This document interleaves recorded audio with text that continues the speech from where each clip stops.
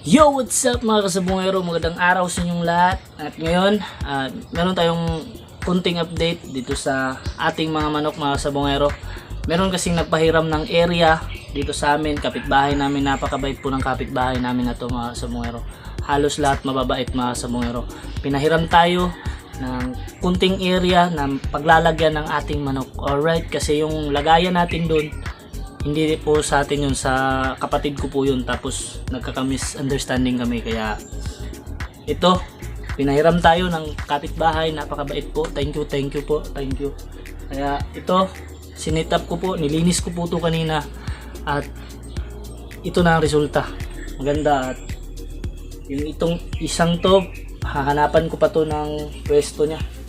Alright, so ang dalawa, nakaposisyon na sila, kaya papakita ko sa inyo.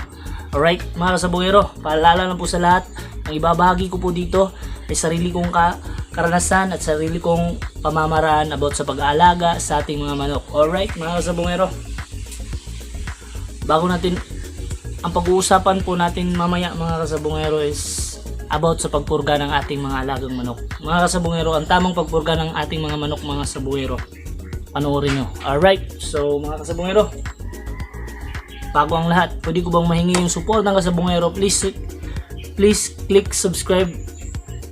Click subscribe mga kasabungero. Alright, click subscribe. Medyo nahihiya tayo kasi may kapitbahay. Alright, so click subscribe mga kasabungero. Click subscribe. Yun, so sipat, tingnan natin ang ating munting manuka. Let's go.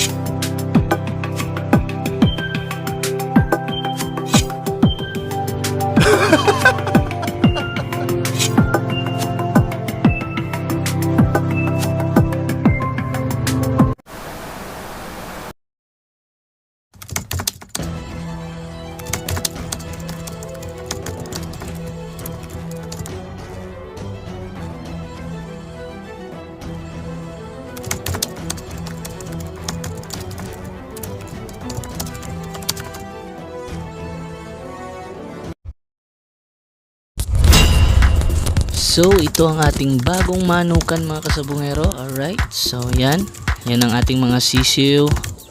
Alright, ang ating mga stags, pinurga po natin yan kaninang madaling araw, 2 PM po ginisingan talaga natin yan. Alright, so mas maganda mga kasabungero, kinaumagahan dapat paliguan nyo para maganda yung pakiramdam nila. Kaso sa akin, hindi ko napaliguan kasi walang tubig. Alright, so mga kasabungero, ayan, sa susunod na araw ko na lang to papaliguan. Alright, so ayan sila. Alright, so mga kasabungero, dahil tapos na ang ating mga stags, ito naman ang ating mga sisiw. Pupurgahin natin sila dahil 1 month old na sila. Alright, ang ating inbreeded pure hatch. Alright, 75 pure hatch. So mga kasabungero, let's go. So ayan na. Alright, so ayan na sila. Sa mga sisiw mga kasabungero, dapat pakainin nyo lang ng konti para hindi naman sila masyadong na-fasting. Tsaka painumin nyo rin agad nito para water soluble na anti-parasitic po ito. Napaganda po ito para sa kanila. Alright, so yan, uhaw na uhaw sila. Ayan, uhaw at gutom sila. Maganda po kapag medyo gutom ang sisiw para yung bulati sa katawan nila ay magalaw. Alright, so yan, na-absorb talaga nila. Ayan, so let's go.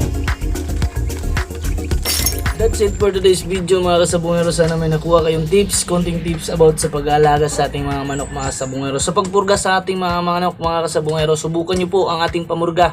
Alright, kapag nagawa nyo ng tama ay makikita nyo ang resulta. Tsaka nyo pakainin ng masasarap na pagkain. Alright, so mga kasabungero, dito na nagtatapos ang ating video at sana magawa nyo ng tama. Click subscribe mga kasabungero, click subscribe. Thank you. Alright, so mga kasabungero, lagi niyong tatandaan, walang magbibilang ng talo kapag nakahanda yung manok mo.